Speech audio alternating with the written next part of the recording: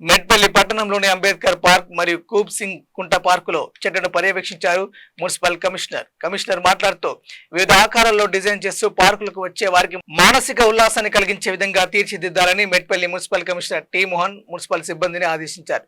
ప్రతినిత్యం చెట్లకు నీటి సరఫరా చేస్తూ పచ్చదనం కనిపించే విధంగా తీర్చిదిద్దాలని కోరారు. పరిసరాలను పరిశుభ్రంగా ఉండేలా చర్యలు చేపట్టాలని మున్సిపల్ సిబ్బందిని ఆదేశించారు. ఈ కార్యక్రమంలో శానిటరీ ఇన్ఛార్జ్ ఇన్స్పెక్టర్ గుర్రం రత్నాకర్ తదితరులు పాల్గొన్నారు.